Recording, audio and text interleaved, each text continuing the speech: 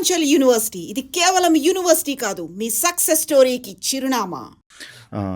ఇప్పుడు అంత ఏం లేదు, నిర్దోషి, తను ఏంది అలాంటిది ఏం తీసుకోలేదు అని చెప్పి వార్త రాగానే మీ ఫ్యామిలీ మెంబర్స్, అమ్మగారు విన్నారా వార్త? విన్నారు. 3వ తారీఖున వచ్చిందిగా, నవంబర్ 3కి వచ్చేసింది. నవంబర్ 12 నేను నా బర్త్డే గట్టిగా చేసుకున్నా. పోయిన సంవత్సరం బర్త్డేనే చేసుకోలేదు నేను. అయ్యో, సో ఈ సిచ్యువేషన్స్ వల్ల ఈ సిచ్యువేషన్స్ వల్ల మళ్ళీ నేను బర్త్డే పార్టీ పెట్టి మళ్ళీ దాన్ని ఇంకొక బూత్ చేస్తారు ఎందుకు అని చెప్పి మనమే తిట్టించుకో. అందుకని నేను అసలు పోయినసారి బర్త్డే చేసుకోకపోతే 2-3 ఫ్రెండ్స్ అందరూ కలిపి అట్లీస్ట్ కేక్ అన్నా కట్ చేయవే ఏంటి అది ఇది అని అలా చేశారు. పోయిన ఇయర్ చేసుకోవాలి, ఈ ఇయర్ 3కే వచ్చేసింది. సో పేపర్స్ రావడానికి టైం పట్టింది. కోర్టు జడ్జిమెంట్ కాపీస్ నా చేతికి వచ్చే వరకు చెప్పొద్దు అన్నారు. అందుకని నేను చెప్పలేకపోయాను. అప్పుడు నా 12th నా బర్త్డే కూడా చేసుకున్నాను. బాగానే ఉంది, పర్వాలేదు అమ్మ, ఇంకొక పేపర్స్ రాగానే మీడియాకి వెళ్తానమ్మా, అన్ని మంచిగా అయిపోతాయి, నువ్వు అసలు బాధపడకు, నా గురించి ఆలోచించుకో, అది ఇది అని చెప్పా. ఒక స్టేజ్లో నేను డిప్రెషన్కి వెళ్ళిపోయి నేనే చచ్చిపోదాం అనుకునే ఒక స్టేజ్లో మా అమ్మ నన్ను బతికిచ్చింది.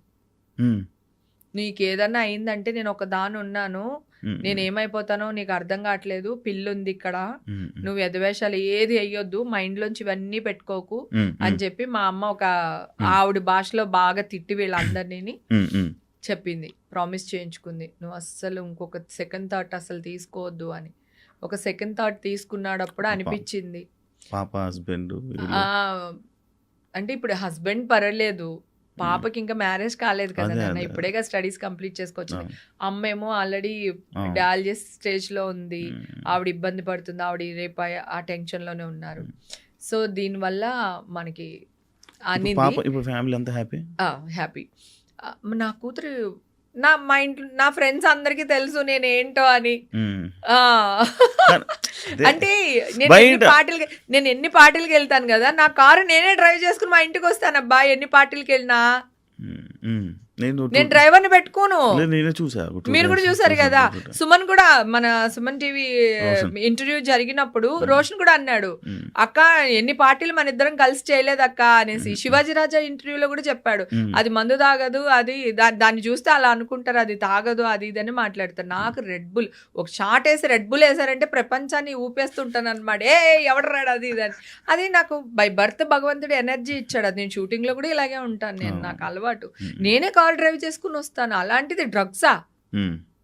అందుకని ఎవ్వరూ పట్టించుకోలేదు, నా ఫ్రెండ్ సర్కిల్ కానీ జనాలు కానీ ఎవ్వరు పట్టించుకోలేదు. ఇంకా జనాల గురించి మాట్లాడితే, నేను వెళ్ళిన టెంపుల్స్ కానీ నేను వెళ్ళిన ప్లేసుల్లో కానీ పెద్దవాళ్ళు ఉంటారు, అంటే పెళ్ళిళ్ళు, ఎంగేజ్మెంట్స్ ఇలాంటి వాటికి వెళ్తాం కదా, అక్కడ అందరు ఆడవాళ్ళు వచ్చేసి నా చేతులు ఇట్లా పట్టేసుకుని, కొంతమంది ఇలా బుగ్గలు గిల్లేసి, నువ్వు ఫైటర్, నువ్వు ఫైట్ చేయి, మేమందరం నీ వెనకాల ఉన్నాము, నువ్వు తప్పు చేయవని మాకు తెలుసు, నువ్వు అస్సలు వెనక తిరగొద్దు, ఇలాంటి మీడియా వాళ్ళు కొన్ని లక్షల మంది వచ్చినా సరే నువ్వు అసలు అలాగే నిలబడు, నీ వెనకాల మేమున్నాం, మేము కనపడకపోవచ్చు, మా బ్లెస్సింగ్స్ నీతో ఉంటాయని చెప్పి.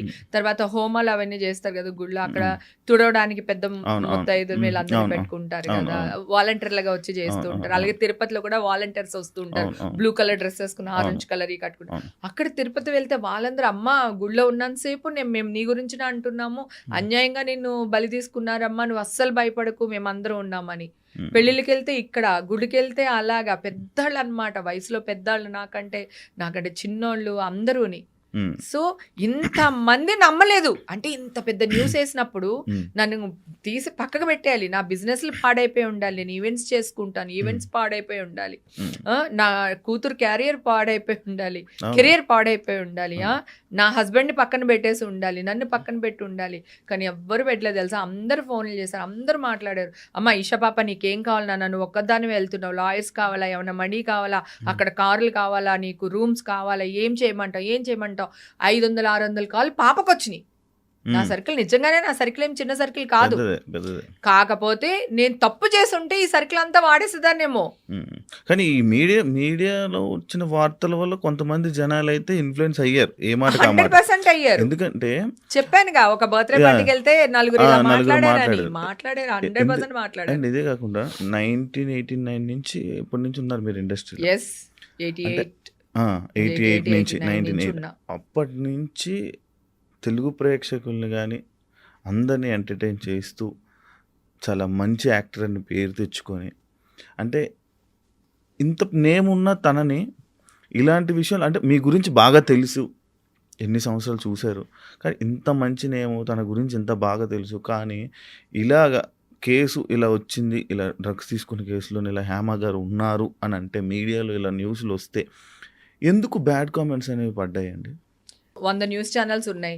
ప్రతి దాని వెనకాల 20 వేసుకున్నా కూడా ఎన్ని వందల న్యూస్ ఛానల్ వాళ్ళు, యూట్యూబ్ ఛానల్స్ ఉన్నాయి. వాళ్ళే కదా నన్ను ట్రోల్ చేశారు. ఈ ఛానల్లో వేసిన న్యూస్ని వాళ్ళే కదా ట్రోల్ చేశారు. వాళ్ళ దగ్గర ఉన్న మనుషులే కదా వాళ్ళు పెట్టారు. జెన్యూన్ మనుషులు ఎవ్వరూ నన్ను ట్రోల్ చేయలేదు, నన్ను ఎవ్వరు అనలేదు. నేను ఎంక్వైరీ చేసుకున్నాను. నేను ప్రతి దాంట్లోని ఇవి ఉంటాయి కదా, ఐడీస్ ఉంటాయి, వీళ్ళు ఉంటారు. ఎవడు ఇప్పుడు 2 నిమిషాలు పట్టుకుంటున్నారుగా, మొన్న కూడా చిన్న దాంట్లో పట్టుకుని వేస్తారా? ఓకేనా? నీ ఐడి ఫేక్ ఐడీలు పెట్టుకొని పెట్టారు. ఎవ్వడు ఒక్కడు జెన్యూన్ లేడు. ఈ న్యూస్ ఛానల్ కింద పనిచేసే చెంచగాళ్ళు ఎవరైతే ఉంటారో వాళ్ళు చేసిన పనులు తప్ప జెన్యూన్గా ఉన్న వాళ్ళ ఆడియన్స్ ఎవ్వరూ నా మీద ఒక్క ట్రోల్ చేయలేదు. ఐ మీన్ ఒక్క మెసేజ్ కానీ వల్గర్గా కానీ ఇదిగా కానీ పెట్టలేదు. నేను ఇది కూడా అనౌన్స్ చేస్తాను కదా. నేను ఒక్కటే అన్నా, రెండోసారి డ్రగ్స్ పాజిటివ్ వచ్చిందని వేసారు. ఫస్ట్ న్యూస్ వేసారే అయిపోయింది. సెకండ్ టైము ఒకటి, టీవీలో ఒకటి, ఇద్దరే, మిగతా వాళ్ళు ఎవరు వేయలా. డ్రగ్స్ పాజిటివ్ వచ్చింది హేమకని వేస్తారు. వెయ్యగాని వెంటనే మా ఇంట్లో నేను ఒక చిన్న నా ఫోన్ పెట్టేసుకుని ఒక వీడియో షూట్ చేశా. ఇవన్నీ నా బాడీలోనే ఉంటాయి కదా, నేను మీరు ఎక్కడికి రమ్మంటే అక్కడికి వస్తాను, టెస్టులు చేయించండి. హెయిర్ లో 1 year ఉంటుంది. అందుకే పోలీసులు మళ్ళీ నాకు టెస్ట్ చేయించారు. అక్కడికి వెళ్ళాను కదా, నేను నా టెస్ట్లే లేవు, మీరు ఎందుకు నన్ను టెస్టులు చేస్తున్నారని అడిగాను, గుర్తుంది కదా మీకు. అప్పుడు నా హెయిర్, నా నైల్స్ అన్ని టెస్ట్ చేశారు, మళ్ళీ పంపించారు వాళ్ళు. ఓకేనా? అంతకు మళ్ళీ ఎందుకు అంటున్నారంటే, అంతకు ముందు నేను టెస్టులు చేయించుకున్నా. నేను చేయించుకుని పెట్టేశా, యూట్యూబ్ లో అంతా పెట్టేశాను. ఇదిగో నేను టెస్టులు చేయించుకున్నాను, నాకు నెగిటివ్ వచ్చింది, నా టెస్టులు నమ్మొద్దు, పోలీసుల టెస్టులు కూడా నమ్మకండి, నేను మీ దగ్గరే ఉన్నాను కదా, మీరు ఎవరైనా వచ్చి నాకు టెస్టులు చేయించండి, మీకు తెలిసిపోతాయి కదా అని అన్నా. ఒక్క నిమిషం నాన్న. అప్పుడు నేను వీడియో పెట్టాను, నా బాడీలోనే ఉంటాయి కదా, ఇది ఈ కేసు సంబంధించి నా బాడీలోనే ఉంటాయి కదా గారు, మన వాళ్ళు వీళ్ళు అలా గారు వీళ్ళందరి పేర్లు చెప్పుకుంటూ ఎవరెవరు నా మీద న్యూస్లు వేశారో, ఈ క్రైమ్ రిపోర్టర్స్ ఉంటారు కదా వాళ్ళ పేరు కూడా. అతను ఇది వరకు పుడింగ్ ఎలిమెంట్ లో కూడా నేను లేను, ఉన్నానని వేసాడు. ఓకే, అతను వేసాడు, అతనే మళ్ళీ చేశాడు. అతను అసిస్టెంట్ ఫోన్ చేశాడు నాకు, చేసి మేడం ఏమైంది మేడం అంటే, ఏమైందయ్యా నా బాడీలో ఉంటాయి కదా, టెస్టులు చేయించండి, ఒకవేళ పాజిటివ్ వచ్చింది అనుకోండి నేను మీ కాళ్ళు పట్టుకుంటాను, ఒకవేళ నెగిటివ్ వచ్చింది అనుకోండి మీరేం చేస్తారు మీరే ఆలోచించండి, మీ సార్ని అడగని చెప్పా. అసిస్టెంట్ ఫోన్ చేస్తే చెప్పా. అయితే అతను నాకు కాల్ చేశాడు. నేను ఆల్రెడీ స్క్రీన్ రికార్డ్స్ అన్ని తీసి పెట్టుకున్నాను. నేను మొత్తం 300 కాల్స్ రికార్డ్స్ ఉన్నాయి నా దగ్గర. ఇది నేను డెఫినెట్ గా కేసు గెలుస్తానని తెలుసు నాకు. సో అప్పుడు నేను వీళ్ళందరూ న్యూస్ మంచిగా వేసేస్తే గొడవలేదు, అంటే వచ్చినట్టు వేస్తే పర్లేదు, వేయకపోతే ఏం చేయాలని సెకండ్ థాట్ లో సెకండ్ ప్లాన్ కూడా రెడీ పెట్టుకుని ఉన్నాను. అతను అంటాడు, మేడం మీరు బయటకు వచ్చిన వాళ్ళ లేరు కదా మేడం అని అడుగుతున్నాడు. ఏంటి న్యూస్ వేసేసిన తర్వాత ఆ వైట్ డ్రెస్ అమ్మాయి ఏసి చూసే కొద్ది చూడబుద్ధి వస్తుందని వేస్తారు కదా, తర్వాత అడుగుతున్నాడు. ఆ వాయిస్ కూడా రికార్డ్ చేసి పెట్టాను. నేను లేననే తెలుసు, అది నేను కాదనే తెలుసు, ఎందుకంటే నేను white polish, nail polish, black dress నేను వైట్ డ్రెస్ వేయలేదు అని చెప్తున్నాను కదా. సో అప్పుడు వాళ్ళు మళ్ళీ నన్ను అడిగారు, నాకేమైనా వినిపించగలరా ఆడియోస్ ఏమైనా? వద్దులే, అవి కోర్టులో ప్రొడ్యూస్ చేయాలి.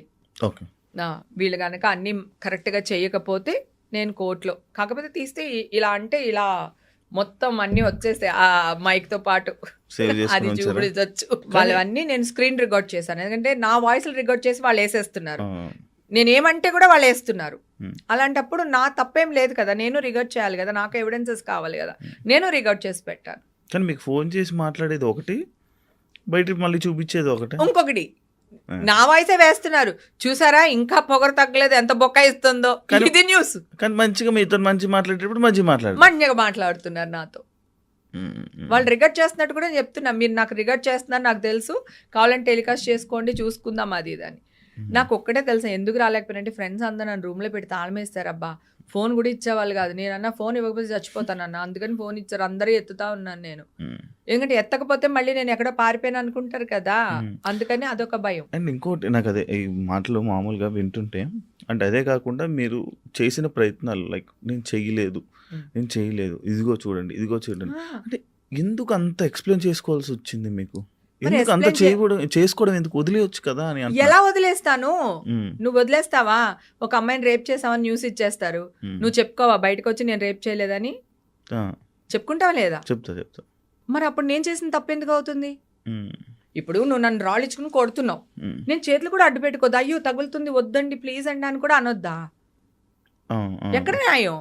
హ్మ్. ఇప్పుడు నీ మీద రేప్ కేసు వచ్చింది. ఆ! నువ్వు మాట్లాడతావా? మాట్లాడవా? నేను కోర్టులో మాట్లాడతాను. తేల్చుకుందాం అనుకుంటావా? మాట్లాడతాను. మాట్లాడినంత వరకు మాట్లాడతాను. మరి నేను చేసింది కూడా రైటే కదా. నేను అదే కదా చెప్తున్నా. ఒరే నేను చేయలేదురా, ఈ డ్రెస్ నాది కాదురా, ఈ నైల్ పాలిష్ నాది కాదురా, టెస్టులు చేపించండిరా, పబ్లిక్గా మీ దగ్గరకు వస్తానురా, నా నడి రోడ్లో టెస్టులు చేపించండిరా, నేను వస్తానురా అంటే ఒక్కడు రియాక్ట్ అయ్యారా? ఒక్కళ్ళన్నా రియాక్ట్ అయ్యారా? అంటే చెప్పే విధానం రాలేదంటారా హేమ గారికి? ఎందుకు నేను మంచిగానే చెప్పానే. హ్మ్. అంటే చెప్పండి అన్న ఇదే వీడియో పెట్టాను కదా నేను. హ్మ్. హ్మ్. సెకండ్ టైం డ్రగ్స్ పాజిటివ్ అవును. వచ్చిందని వేశారు కదా, అవును. 2 ఛానళ్ళని అవును. వేశారు, అవును. ఇద్దరే వేశారు. ఆ!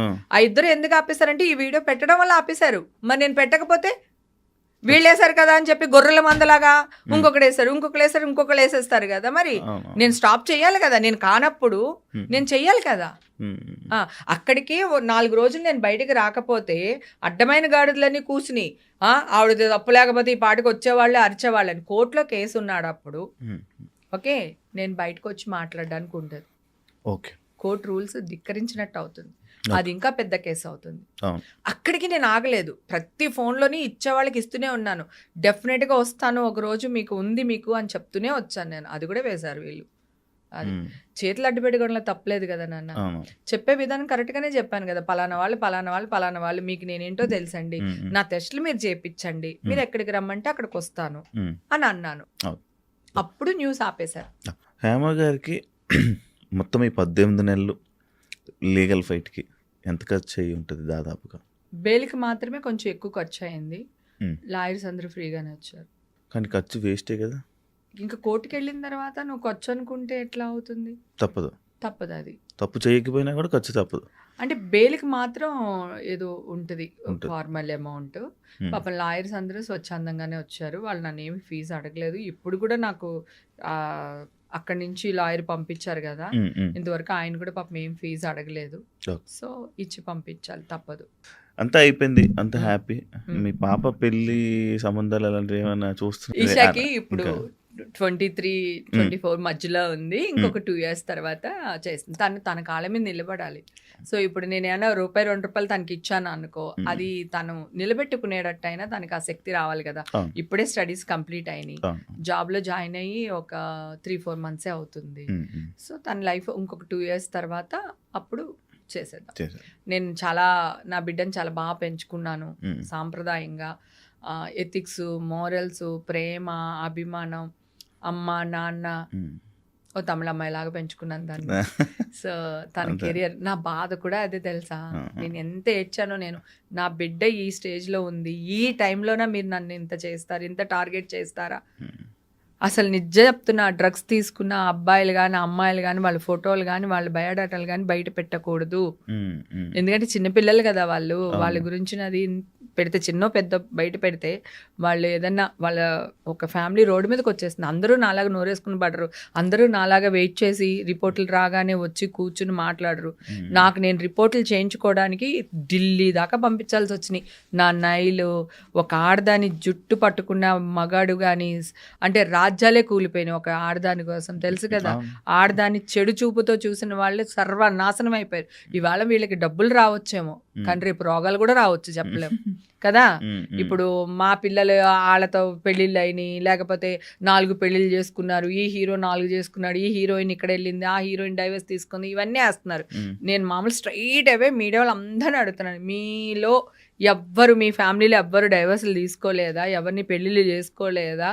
హ్మ్. లేకపోతే మీరు డైవర్స్ ఇప్పించి హ్మ్. ఆ అమ్మాయిల చేత మీరు రెండో పెళ్ళి, నీ పెళ్ళానికి నువ్వు రెండో మొగుడు అయినోడు ఎవ్వడూ లేడా? హుహు. ఎవ్వరు లేరా? హ్మ్. మీకు చాలా మీరందరూ శుద్ధ పూసులా? నేనైతే శుద్ధ పూసుని కాదు. ఫస్ట్ నేను చెప్తున్నా, హ్మ్. చిల్ అనే వర్డ్నే బూత్ చేసేసారు. నేను నిజంగానే చిల్ అవుతున్నా. ఏంటంటే నేను చిల్ అవ్వకూడదా? నేను మనిషిని కాదా? హ్మ్.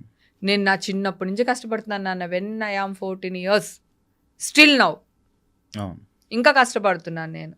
నాకు నా జీవితానికి నేను చిల్లే అధికారం లేదా, నేను ఎంజాయ్ చేసే అధికారం లేదా, నాకు ఇష్టం వచ్చిన బట్టలు కట్టుకోవడానికి లేదా, గుడికి వెళ్తే స్విమ్మింగ్ డ్రెస్ అయితే వేసుకెళ్ళట్లేదు కదా, స్విమ్మింగ్ వెళ్తే చీర కట్టుకుని వెళ్ళాం కదా, మాకు తెలియదా మాకు కదా, నువ్వెవడరా అసలు. అది చాలా బ్లండర్ మిస్టేక్. నా విషయంలో అయితే మాత్రం చాలా జరిగింది. నా స్టేజ్లో ఇంకొక ఆర్టిస్ట్ ఎవరైనా ఉండుంటే ఈరోజు ఇలా బయటకు వచ్చి ఉండేవాళ్ళు కాదు కదా. నన్ను అర్థం చేసుకున్నట్టు అందరిని అర్థం చేసుకోరు. ఎందుకంటే నేను ఇందాక కూడా చెప్పాను కదా, నేను ఏమున్నా నీకు తెలుసు, నేనేమున్నా తెలుసు, ఓపెన్, నేను ఇంతే అని చెప్పగలను. నాకు ఆ ధైర్యం ఉంది, ఎందుకంటే నేను తప్పు చేయను కనుక.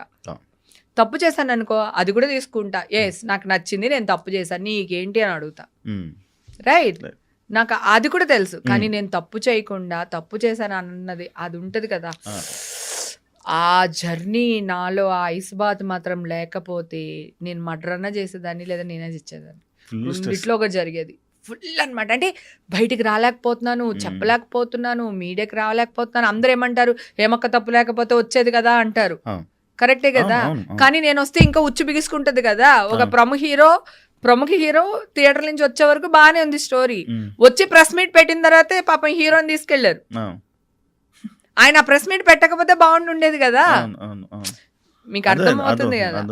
తర్వాత ఛానల్ వాళ్ళు కూడా మొన్న కల్పననేనా ఆవిడ పాపం సింగర్, కల్పన గారు సింగరు, మత్తుబళ్ళలేవు పాపం ఆవిడ హాస్పిటల్లో జాయిన్ అయ్యారు. ఆవిడకి ఏదో నిద్ర పట్టక పాపం డాక్టర్ ఇస్తే 2 టాబ్లెట్స్ వేసుకున్నాను, సో దానివల్ల మెలకు రాలేదు. ఆవిడని హాస్పిటల్ తీసుకెళ్లి పెట్టారు. పక్కింట్లో వాళ్ళు అందరూ పాపం తలుపులు తీసి పాపం పెట్టారు. వాళ్ళ హస్బెండ్ ఊర్లో లేరు, అందుకని పక్కింటి వాళ్ళు చేసి పెట్టారు. ఆ న్యూస్ తెలుసుగా. ఏమన్నారు, మొగుడే చంపేశాడు, మొగుడే వేస్తారు, వేసి మెల్లిగా స్లీపింగ్ బిల్స్ ఇచ్చేసి గొడవలు అయిపోయినాయి. ఎన్ని సెలవులు పలవలు చేస్తారు పాపం. ఆవిడ బతికిపోయింది కనుక వాళ్ళ ఆయన అదృష్టం. ఒకవేళ ఆవిడకి ఏదన్నా అయ్యుండుంటే వాళ్ళ ఆయన ఫస్ట్ పోలీసులు వేసేవాళ్ళు, మీడియా ఇన్వాల్వ్మెంట్ మళ్ళీ ఇక్కడ కూడా అని. ఎందుకంటే వాళ్ళేమనుకుంటారు, ఓహో ఇంత జరిగిందంటే ఒకవేళ వాళ్ళ ఆయన కూడా ఇలా జరుగుండొచ్చు, వాళ్ళ ఆయన వేస్తుండొచ్చు అని ముందు ఆయన అరెస్ట్ చేసేవాళ్ళు. తర్వాత ఆయన కాదని ఎంక్వైరీలో తెలిసి అలాగా వదిలేసేవాళ్ళేమో గానీ ఫస్ట్ అయితే మాత్రం వేసేవాళ్ళు. ఎందుకు ఈ మధ్య అన్ని మీరు క్రైమ్ చేయట్లేదు? ఇప్పుడు ఇది క్రైమ్ కాదా? అంటే ఈ మధ్య అన్ని అలానే ఉన్నాయి. అంటే సోషల్ మీడియాలో ఏదో టప్పున వస్తుంది న్యూస్, అంటే సోషల్ మీడియా వాళ్ళు పర్లేదు, పుట్టగొడుగులాగా ఎవడో ఎక్కడో ఏ గుడిసెలోనో దూరి దొమ్మర పనులు చేస్తున్నారు అనుకుందాం, సరే పక్కన పెట్టేద్దాం. మీడియా వాళ్ళు ఏం చేస్తున్నారు? వాళ్ళు ఒక పెద్ద సంస్థ కదా, వాళ్ళు ఎలా ఉండాలి, ఆదర్శవంతుల్లా ఉండాలి. వాళ్ళు ఏం చేస్తున్నారు? ఇదే చేస్తున్నారు. అదే గనక సోషల్ మీడియా వాళ్ళు ఇలా చేస్తున్నారు, ఇలా చేయకూడదని మీడియా వాళ్ళందరూ కలిపి న్యూస్లు చేసి వాళ్ళని పట్టించి ఇదిగో ఇలా జరుగుద్దని అంటే అవేర్నెస్ క్రియేట్ చేస్తే మీడియా, అలాంటి వాళ్ళు చైతన్యంగా తీసుకుని ఒరే ఇలా చేయకూడదు, ఆడపిల్లల్ని ట్రోల్ చేయకండి, ఇలాంటి పెట్టకండి, ఇలా ఉంది చట్టం, మీరు అరెస్ట్ అవుతారు, లేదంటే ఇలా జరుగుతుంది అని మీరు కనుక న్యూస్లు వేస్తే చిన్న చిన్న పుట్టగొడుగులు లాంటి వాళ్ళందరూ సర్దుకుంటారుగా, మీ వల్ల సమాజం బాగుపడుతుందిగా. అవి మానేశారు. వీళ్ళ దాంట్లో రాగానే మళ్ళీ వీళ్ళు రేటింగ్ల కోసం వీళ్ళు వేసేస్తారు. ఈ సోషల్ మీడియా చాలా మంది అనుకుంటారు మేము దొరకం, ఎక్కడెక్కడో ఉన్నామో అనుకుంటారు. కానీ ఎవరైనా వస్తారు. మొన్న అతను వచ్చాడుగా, ఐబొమ్మ అతను వచ్చాడా, అంతకుముందు నేను మాఫింగ్ ఫోటోలు, మీ చిన్న చిన్న పిల్లలు న్యూస్ లీడర్ కూడా అప్పట్లో న్యూడ్ ఫొటోస్ ఉండి నేను ఒక్కదాన్ని వెళ్ళి కంప్లైంట్ ఇచ్చి నేను అవన్నీ వాడిని పట్టుకొచ్చాను. దుబాయ్లో ఉన్నాడు వాడు. దుబాయ్ నుంచి తీసుకుని వచ్చి అరెస్ట్ చేసి కోర్టులో సబ్మిట్ చేశారు పోలీసులు. ఎవ్వరు 4 రోజులు లేట్ అవుతుందేమో గానీ అందరూ దొరికిపోతారు. సో చైతన్యాన్ని ఇమ్మంటున్నాను, ప్రజల్లో అవేర్నెస్ క్రియేట్ చేయమంటున్నా ఛానల్ వల్ల, అంతే తప్ప ప్రజలు నాశనం అయిపోయేటట్టు ఇలాంటివి చేయకూడదు కదా అనేది. ఇది క్రైమ్ కాదంటావా? ఒక చిన్న బాబు, ఆవిడేదో వీడియో తీస్తుంటే బాబు కింద పడిపోయాడు, దాన్ని అందరూ కాపాడారు, ఆ బిడ్డని కాపాడి తల్లికి ఇచ్చారు. తర్వాత ట్రోల్ చేస్తారు ఆ అమ్మాయిని, కన్న బిడ్డ కంటే నీకు ఎక్కువైపోయిందా, ఒళ్ళుకి ఎక్కువైపోయిందా, అది అనేసరికి ఆ మెసేజ్లు ఇవన్నీ వచ్చేసరికి ఆ అమ్మాయి ఊరేసుకుని చచ్చిపోయింది. చెన్నైలో ఒక అమ్మాయి ఊరేసుకుని చచ్చిపోయింది, ఈ చంటి బిడ్డ తల్లి ఊరేసుకుని చచ్చిపోయింది. ఎవరన్నా న్యూస్ వేసారా? ఓన్లీ సోషల్ మీడియాలో అక్కడక్కడ వచ్చింది కానీ న్యూస్ వాళ్ళు అరే ఆ అమ్మాయిని ట్రోల్ చేయడం వల్ల పలానా అమ్మాయి చనిపోయింది, చెన్నైలో ఒక అమ్మాయి చనిపోయింది, ఇక్కడ ఒక అమ్మాయి చనిపోయింది అని లేదు.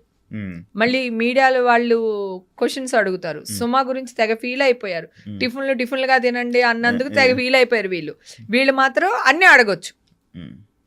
హీరో మొహమేనా అని అడగొచ్చు, లేకపోతే దాంట్లో బూత్ పెట్టారు కదా మరి ఈయన గారు, మరి ఆ బూతే ఎందుకు చూస్తున్నాడు ఈయన?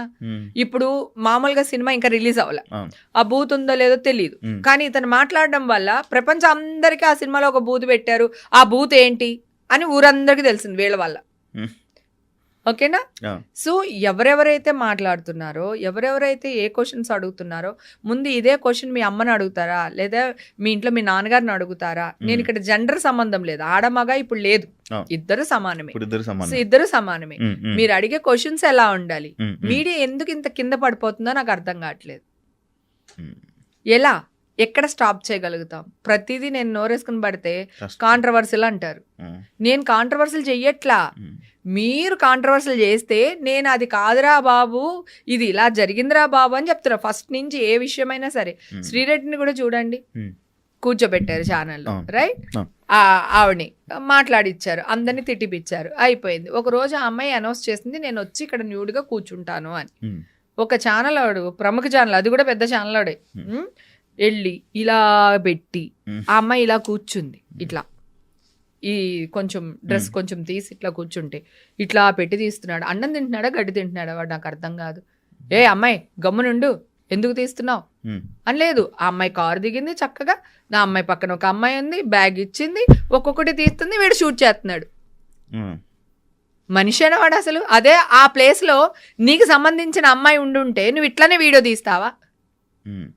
నేనుండుంటే పాపం శ్రీరెడ్డిని కూడా ఒడుకొట్టి, ఎందుకే నువ్వు ఇలా చేస్తున్నావు, మూసుకో రా, నువ్వు అక్కడికి వెళ్ళే బదులు ఇక్కడికే వచ్చి న్యాయపోరాటం చేసి ఉండాల్సింది. మీడియాలో కూర్చుని ఎవరు ఎక్కమన్నారు నిన్ను? ఇక్కడే కూర్చుని వీళ్ళందరి ముందు, ఇప్పుడు ప్రొడ్యూసర్లు వీళ్ళందరి ముందు కూర్చుని ఇక్కడ ధర్నా చేయాల్సింది కదా. నువ్వు అక్కడికి వెళ్ళి వాళ్ళు ఇలాంటి వాళ్ళు వీళ్ళు ఇలాంటి వాళ్ళు అంటాం ఎందుకు అని చెప్పి నేను ఆ అమ్మాయిని వేసుకున్నాను. నేనుండుంటే 2 పీకి ముందు బట్టలు వేసేదాన్ని, ఆ అమ్మాయికి వీడియో షూట్ చేసేదాన్ని కాదు. మరి మీడియా వాళ్ళు ఎందుకు వీడియో షూట్ చేశారు? మనుషులేనా అసలు? అంటే ఒక్కటి కాదు, ఇవన్నీ తెలుసుకునే నేను మీడియాకు దూరంగా ఉన్నాను. ఈ న్యూస్ వచ్చే వరకు అసలు నేను మీడియానోలే లేదు. 4 సంవత్సరాలు నేను దూరంగా ఉన్నా, హాయిగా ఉన్నా. మీ అందరికీ తెలుసు కదా, మీతో వచ్చేదాన్ని, సరదాగా చిల్లేదాన్ని, మన అందరం బర్త్డే పార్టీలకి అట్లకి కలిసేవాళ్ళం కదా, చక్కగా కలుసుకునే వాళ్ళం, మాట్లాడుకునే వాళ్ళం, శుభ్రంగా తినేవాళ్ళం. మళ్ళీ ఆశ వీళ్ళందరూ చేపల పులుసు పంపించక్క అంటే మీరు ఎక్కడ ఉన్నారు? వాళ్ళ ఇంట్లో ఎన్నిసార్లు నేను ఫుడ్ వండి పంపించలేదు వాళ్ళందరికీ, ఇళ్లలో కూర్చుని. అది భయమేస్తుంది. అందుకే ఈషాని నేను మీడియాకి కనపడకుండా దాచుకుంటున్నాను. ఒక రేపిస్ట్కి కనపడకుండా దాచుకున్నామంటారు కదా, వీడికి కనపడకుండా, అలాగా మీడియాకి కనపడకుండా నా బిడ్డని దగ్గర దాచుకుంటున్నాను. ఏమో నా బిడ్డ రేపొద్దున ఎక్కడికైనా వెళ్ళొచ్చు, ఏ క్లబ్కి వెళ్ళొచ్చు, లేదా ఇంకో చోటుకి వెళ్ళొచ్చు, అక్కడ ఏదో జరుగుండొచ్చు, హేమ కూతురు అని వేసేస్తారు. అంటే నాకు భయం, నా కూతురు ఫేసు పబ్లిక్గా తెలియకూడదని. నేను తను వెళ్ళిన చోటు కూడా నేను నా కూతురని చెప్పనివ్వను. తను ఎక్కడికైనా వెళ్తే నార్మల్ అమ్మాయి వెళ్ళొచ్చినట్టే వస్తుంది, ఒక సెలబ్రిటీ కూతురు వెళ్ళినట్టు రాదు. అంతే, వాళ్ళ ఫ్రెండ్స్తో తను వెళ్తుంది, సైలెంట్గా వచ్చేస్తుంది. అది గుడికి కూడా అంతే. ఎక్కడన్నా అంటే తిరుపతి లాంటి గుడికి, ఏదైనా ఇంపార్టెంట్, కాశీ వెళ్తున్నామా అలాంటి గుడికి నేను నాతో తీసుకెళ్తా. లేకపోతే 90% గుడికి కూడా నాతో పాటు తీసుకురాను పాపని. అంతే, లేకపోతే నేను అసలు తీసుకురాను, తనే వెళ్ళిపోతుంది వాళ్ళ ఫ్రెండ్స్తో గుడికి. అన్ని ఏర్పాటు చేస్తాను. ఆ గుళ్ళో వాళ్ళకి కూడా నా కూతురు వస్తుందని తెలీదు. మా ఫ్రెండ్ పిల్లలు అందరూ వస్తున్నారండి, కొంచెం చూసుకోండి. అలాగే నువ్వు అన్నట్టు నిజంగా నాకు చాలా మంచి సర్కిల్, పెద్ద సర్కిల్. సో ఎక్కడికైనా వెళ్ళాలనుకో, వీళ్ళు ఈ కార్లో వచ్చింది హేమ, లేకపోతే ఈ లెటర్ పైన వచ్చింది హేమ. నువ్వు నీ ఫ్యామిలీతో వెళ్తే కూడా ఏదో ఒక లెటర్ తీసుకుని వెళ్తావురా కదా, నువ్వు పెద్ద తోపేం కాదు. నువ్వు కూడా ఎవరో ఒకరు రికమెండేషన్ తీసుకుని వెళ్లాల్సిందే. ఒక పెద్ద టెంపుల్కి వెళ్ళినప్పుడో, లేదంటే ఇంకెక్కడికన్నా వెళ్ళినప్పుడు, ఇంపార్టెంట్ ప్లేస్లో వెళ్ళినప్పుడు కంపల్సరీ. నాకు బాలయ్య బాబు లెటర్ ఇచ్చారు, మా అమ్మగారిని వైకుంఠ ఎక్స్ప్రెస్ తీసుకెళ్ళాలి బాబు, నువ్వు ఒక్కడవే ఇవ్వగలవంట, మిగతా నాకు అంత పెద్ద పర్సనాలిటీస్ ఎవరు తెలియదు అంటే బాలయ్య బాబు లెటర్ ఇస్తే మా అమ్మని తీసుకుని వెళ్ళా. దానికి ఎంపీ లెటర్ ఇచ్చాడు, ఎమ్మెల్యే కారులో వెళ్ళింది. పువ్వా, ఎవడైనా వెళ్తాడు కదా, కొంచెమైనా అర్థం చేసుకోవాలి కదా.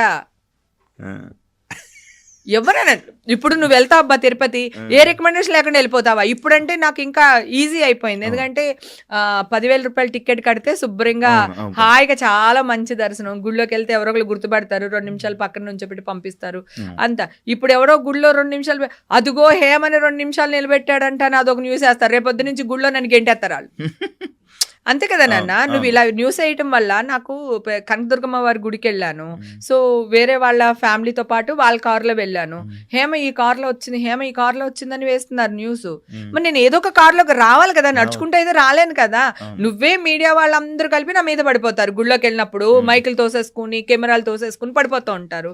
మరి అలాగే నా ఫ్యాన్స్ ఉంటారు కదా, ఇంతమందిని ఇన్ని సంవత్సరాలు ఎంటర్టైన్ చేశాను, నాకు అభిమానులు ఉంటారు కదా, వాళ్ళు నా మీద పడరా. పాపం ఎవరైనా ఏదన్నా పొరపాటు జరిగిందా అనుకో, తొక్కిసలాట చచ్చిపోయింది హేమ గుడికి రాబట్ట అంటారు ఇప్పుడు. మరి నేను తొక్కిసలాట్లో రాకూడదంటే ఎవరొకరు కారులోనో లేకపోతే ఎవరొకరు మనుషులు ఇద్దరిని పెట్టుకునే రావాలి కదా, అది తప్పేంటంటున్నా. నువ్వు చేసేది కూడా అదే కదా. నీ ఫ్యామిలీని తీసుకెళ్లాలంటే నువ్వు ఏదో రికమెండేషన్ మీద వెళ్తావు కదా, అలాగే నేను రికమెండేషన్ మీద కదా వెళ్తున్నాను. ఎందుకు కాంట్రవర్సీలు చేస్తారు, ఏం అవసరం కాంట్రవర్సీలు వాళ్ళకి?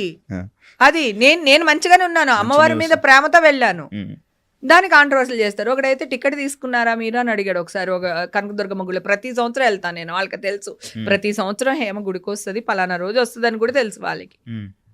ఏంటి కాంట్రవర్సీ? టికెట్ 50 రూపాయలు ఉంటుంది, పోనీ 100 రూపాయలు ఉంటుంది. నేను గుళ్ళో అమ్మవారికి ఎంత వేస్తాను చెప్పకూడదు, మాట్లాడకూడదు, కానీ చెప్తాను. ఆ రోజు కోపంలో చెప్పేసాను అనుకో, చీర పట్టుకెళ్తాను. ఆ చీర ఎంత కాస్ట్ ఉంటుంది? నాకు వచ్చే డబ్బు మా అమ్మదే, మా అమ్మే నాకు ఇస్తుంది. మా అమ్మ గుడికి ఉపయోగపడితే ఏదైనా చేస్తా. తిరుపతి కూడా అంతే. ఒక్కొక్కసారి నేను సంవత్సరం అంతా దాచిన డబ్బులు ఒక్కొక్కసారి 1 lakh అవుతుంది, ఒక్కొక్కసారి 1.5 lakh అవుతుంది, ఒకసారి 2 lakhs అవుతుంది, ఒకసారి 10,000 ఉంటుంది. నాకు వచ్చే ఇన్కమ్ను బట్టి నేను తీసి పెట్టుకుంటాను. ఒక్కొక్క ప్రాజెక్ట్లో వచ్చిన డబ్బులు దాంట్లో అమౌంట్ని బట్టి కొంచెం కొంచెం తీస్తాను. అది సంవత్సరానికి ఇంత అవుతుంది, నేను అక్కడికి వెళ్ళి వేస్తాను. ఓకే, ఇప్పుడు నేను ఏం చేస్తాను, ఎలాగా ఉండిలేసినా దేవుడి సేవకే. నేను ఇప్పుడు శ్రీవాణి టికెట్ తీసుకున్నా దేవుడికే, రేపు పొద్దున్న అన్నదానం టికెట్ తీసుకున్నా దేవుడికే. సో నేను అన్ని అట్లా గుడికి వెళ్ళినప్పుడు నా సంపాదనలో కొంత ఇది నేను గుళ్ళకి ఇచ్చేస్తాను. నువ్వు 300 రూపాయల టికెట్ కోసం అడిగితే కోపం రాదా? దేవుడికి దర్శనం చేసుకోవడానికి వచ్చాను, ఏం క్వశ్చన్లు అడుగుతున్నావన్నా? ఆల్రెడీ వాళ్ళు టికెట్ తీసే పెడతారు నేను వచ్చేసరికి. ఎందుకన్నా నన్ను ఇలా చేస్తావు, ఎందుకు నన్ను కాంట్రవర్సీలు చేస్తావు అని అడిగా. గుడికి ప్రతి సంవత్సరం వెళ్తాను, తిరుపతి వెళ్తాను, అన్ని గుళ్ళకి వెళ్తాను. నేను ఒక్క గుడి వదలను, నేను అన్ని గుళ్ళకి వెళ్తాను. నేను నా లైఫ్ నేను చిల్ అవుతున్నాను, నాకు భక్తి ఉంది, మా అమ్మ మీద భక్తి ఉంది, నా ఫ్యామిలీని చాలా బాగా చూసుకుంటాను. నేను నా ఫ్యామిలీని ఈ రోజు వరకు ఒక్క రోజు కూడా నా ఫ్యామిలీని ఏమంటారు సైడ్ పెట్టేసి నా లైఫ్ చూసుకునేది లేదు. ఓకే, సో అలాంటి ఒక దీన్ని నువ్వెందుకు ఇట్లా బూతులాగా చిత్రీకరిస్తావు నాకు అర్థం కాదు. దేవుడు అనేవాడు ఉంటాడు, ఏ కాలో చెయ్యి ఎరగొట్టేస్తాడు ఎవడొక్కడికి చెప్తున్నా నేను. అన్ని మన రోజులు కాదు బంగారం కదా, అన్ని మన రోజులు. మొన్న శివరాత్రి రోజున శ్రీశైలం వెళ్ళా. మరి అక్కడ ఎవరో ఒకళ్ళు రికమెండేషన్ పెట్టుకోకపోతే రూమ్ ఎలా దొరుకుద్ది మనకి, కార్ ఎలాగ వెళ్తుంది, స్పర్శ దర్శనానికి ఎవరు తీసుకెళ్తారు? రికమెండేషన్ లేకుండా ఏ సెలబ్రిటీ బయటకు వస్తారు చెప్పు, కదా. ఇది మీ అందరికి తెలిసిందే కదా. నేను కాదు, మీరన్నా వెళ్ళాలంటే ఒక ఎమ్మెల్యే లెటర్, ఎంపీ లెటర్ మీరైనా పెట్టుకుని వెళ్ళాలిగా, ఏ సోషల్ మీడియా వాడైనా సరే, ఏ మీడియా వాళ్ళన్నా సరే కదా. ఇప్పుడు నువ్వు వెళ్ళాలంటే ప్రాబ్లం ఉండకపోవచ్చు, మొత్తం నీ ఫ్యామిలీని తీసుకెళ్లాలంటే ఏదో ఒక లెటర్ ఉండాలి కదా. సో మీరైతే వాడుకోవచ్చు, మేం చేస్తే కాంట్రవర్సీలు చేస్తారు. మళ్ళీ అదే న్యూస్ ని వాళ్ళు అక్కడ హేమ ఎప్పుడొచ్చినా ఒక బాంబు పేల్చి వెళ్తుంది అంట. నేను కాదురా పేల్చేది, మీరు పేలుస్తున్నారు, నేను మంచిగానే ఉన్నాను, నాతో మీరు ఆడుకుంటున్నారు, వద్దురా మీకు దండం పెడతాను ఆడుకోద్దురా అని చెప్తుంటే అదిగో చేయి పెట్టి కొట్టేసింది మా హేమ అంటున్నారు. నేను 2 చేతుల్లో దండం పెడితే ఇలా పెట్టే లోపల అదిగో చెయ్యెత్తేసింది మా మీద అంటున్నారు వాళ్ళు. నేను ఇలా అనే లోపలనే వాళ్ళు కవర్ చేసేస్తున్నారు, చూసి ఇలా ఇంతదాకా రానివ్వట్లేదు. సో అలా అమ్మ ఐఎమ్ సో హ్యాపీ తెలుసా, ఈవేళ చాలా నవ్వుకుంటూ మాట్లాడుతున్నాను. నిన్న మొన్న అసలు ఫుల్ చాలా అంటే మదర్ది పెద్ద న్యూస్ అయిపోయింది కదా నాకు అట్లా దానివల్ల. సో ఇలాంటివన్నీ జరుగుతుండే. అంటే సెలబ్రిటీ అంటే నీ ఇష్టమా? నేను చాలాసార్లు అంటాను, నీ ఇష్టమా, నువ్వు నా మీద ఏదైనా వేసుకుంటావు, నా బిడ్డ మీద, నా బిడ్డను వాడేసి, నన్ను వాడేసి, మా ఆయన్ని వాడేసి, మా అమ్మని లాగేసి. అసలు మీకు ఫ్యామిలీస్ ఉంటాయి కదా బంగారం. ఇప్పుడు మీడియా లేకపోతే నేను లేను, నేను లేకపోతే మీడియా లేదు. సో మీకు మేము కావాలి, మాకు మీరు కావాలి. సో అలాంటప్పుడు నిజాన్ని వేయండి. నేను మంచిదాన్ని కాదు, నన్ను మంచిదాన్ని వేయమని నేను అనట్లేదు. నిజాన్ని వేయండి. అబద్ధాన్ని ఎక్కువ చూపిస్తున్నారు, నిజాన్ని మూసేస్తున్నారు. ఇది ఎంత కరెక్టో అంటున్నా.